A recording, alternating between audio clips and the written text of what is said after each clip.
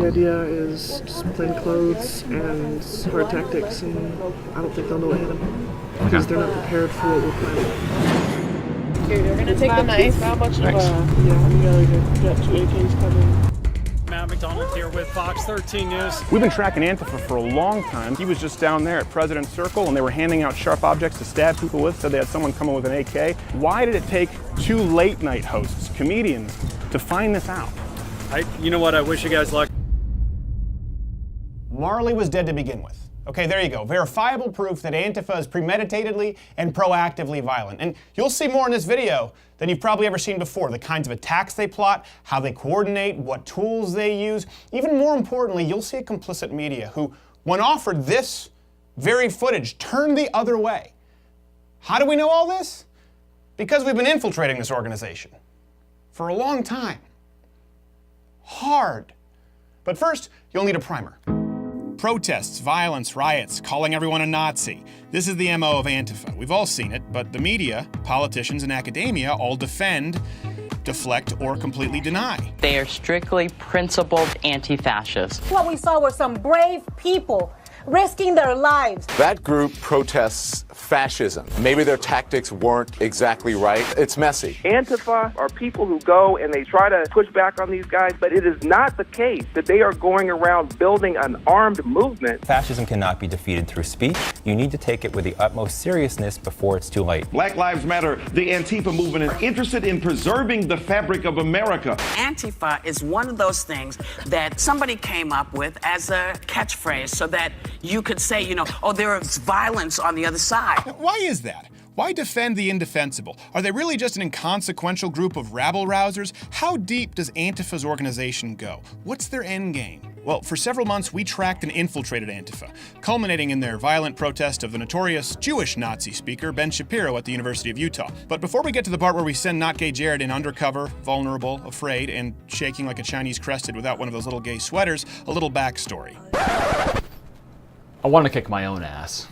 In order to get in with the Antifa crowd, we had to infiltrate their private groups. After news broke that they were officially classified as a domestic terrorist organization, they pulled everything in much closer to the chest. They started vetting people, becoming paranoid about spies. They demanded we meet with them in person, installing a cryptic messaging app onto our phone, which they used to organize. So I just met with the guy, and he installed a super secret encrypted messenger app on my phone, and they immediately took roll call, using all pseudonyms such as Firebird, Ski Mask, Xavius. Yeah, everyone except for Will. Yes, Will, whom we immediately identified on Facebook. Will also boasted of his sawed-off shotguns and armory in his trunk. At least that's what he said. I have a toolbox full of shit. Did you bring your gun? I have like on the border between just a regular rifle and an assault weapon and a sawed-off style shotgun. Shit, the fan. Yeah, like last ditch. Blue Subaru with a dent on the side, on the driver's side. That's mine. So remember, just as the local authorities will remember, this is Will. What happened to you, Will? Somewhere on the way, you lost yourself. Believe me, it gets worse. The context makes all of this so much worse. Oh, also, yes, the violent Antifa organizer is seemingly tranny and or genderqueer. Patience. Now, to be fair, anyone can likely show up and protest, but they told us that all of this was required if we wanted to take part in their self-professed tactics. Now, just what do they mean by tactics? Well, we found out the next day. Again, patience. First, to understand what their tactics are, understand that Antifa is now in a PR battle. So what they claim and what they do are two very different things. Just plain clothes and hard tactics, and I don't think they'll know what hit them because they're not prepared for what we're planning. Despite wanting to put distance between themselves and Antifa, and despite what resident gay Asian SJW in chief George Takei tweets out, Antifa has never operated alone. They've been actively supported by professors and other leftist and student organizations. For example, current University of Utah faculty like Cindy Geraldine Solomon Kleppa and Alinda McKenna encouraged and emboldened students to disrupt the Ben Shapiro event and to create chaos. People like Ben Shapiro are the most dangerous people on this earth. And we're going to fight him tomorrow, aren't we? Yes. Solidarity. And student organizations like the Students for a Democratic Society, because that's the thing, not only work alongside Antifa when convenient, but work with them to scope out police and even to provide pseudo-security by committing acts of violence. Antifa is, just to be clear, it's not an organization. That's what we want to know. It's short for anti-fascist, and I'm absolutely anti-fascist. And I would echo what Ian just said. Antifa as a label does not mean one static organization, but it's definitely an ideology, a movement, a stance, if you may, of anti-fascism, bar none. We signs explicitly ask these people who show up in Black Bloc to show up, these Antifa people to show up, because, you know, in the past we've been threatened by 3%ers, we've been threatened by neo-Nazis, we've been threatened by these people before, and their presence gives people an immense more amount of safety. Now, according to Antifa's own words, what makes them different? The difference between them and many of the other activist groups is the willingness to respond with violence. See, the ultimate problem with Antifa and the organizations and professors who support them is that because they paint their opposition as Nazis, they've developed their very own unique code as to what warrants a violent response. They are ready and looking for it. Okay, you're gonna take the knife. How much Thanks. did you bring your gun? I have like on the border between just a regular rifle and an assault weapon and a sawed-off style shotgun. And then I've got a handgun. Yeah, on the other hand, I've got 2 AKs coming. The willingness to respond with violence, the way that I would address what you were just asking about is I don't want to disavow an ally within the movement. The no pictures, that part, I would say it's understandable given what I was just talking about with anonymity. You're just gonna do. Now, context, don't forget. What you gotta do can include violence against anyone you call a Nazi. They call Ben Shapiro a Nazi. They're allowed to commit violence against anyone filming them. And just how violent can they get? If you go down to like the military surplus store, the Navy surplus store, whatever, you can get like a K-bar for like $30-40, and it's just a combat knife. It's a fixed blade, 5 inches or so, but it's just you strap it on your leg and you're good to go. I mean, this one's like tiny, so you have to really stab them. Yeah, and like last ditch is gonna be lure them down here. Whoa, hold. Luring people to their cars with sawed-off shotguns and handing out knives and shivs. This went far beyond a goof, and we needed to get Nake Jared out of there. Good thing the man's got a quick mind.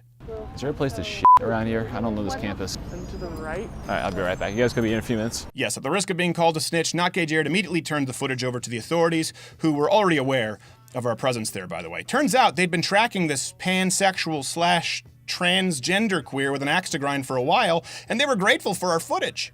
The media, on the other hand, who you think would jump on a story like this, well, their response is what's most disturbing of all. He was just down there at President Circle, and they were handing out sharp objects to stab people with, said they had someone coming with an AK. Why did it take 2 late-night hosts, comedians, to find this out? You know what? I wish you guys luck. Yes, you just saw correctly. Even being shown the footage in the presence of police officers to confirm authenticity, they walked away. Also, I should note, this is Dan Harris from Nightline, national ABC News. He knew about the footage and the whole story, too. I offered it to him and asked for his card. He did not give it to me.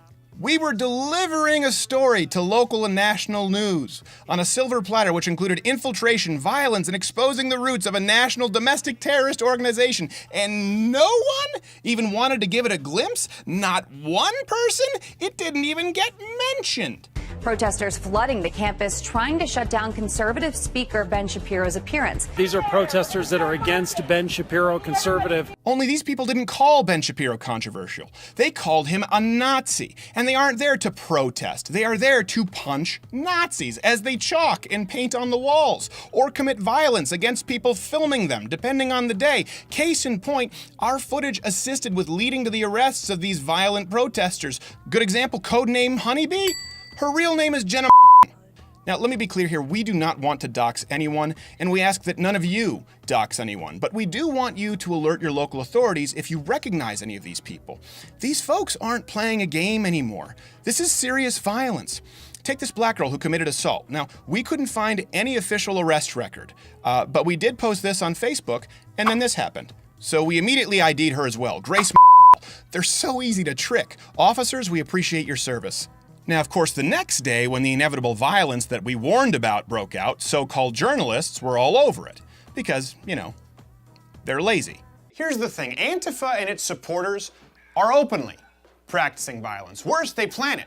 They plan to escalate it, as you can see. Now, if they call Ben Shapiro or me a Nazi, what does that make you? If they justify violence against someone with, I don't know, an iPhone camera, what can they do to you? But worst of all, why did it take a late-night podcast host and his producer to do this kind of journalism? Cryptic messaging apps, private groups handing out illegal weapons and planning tactics. You mean to tell me that no one at ABC, NBC, CBS, CNN with billions of dollars in resources could have done this? It took Steven Crowder and not gay Jared to pull it off with some plane tickets and a couple burner phones? Sure, listen, Antifa is violent, they suck. We get it, very violent. But the fact that the media has never reported on any of this begs the question, are they complicit?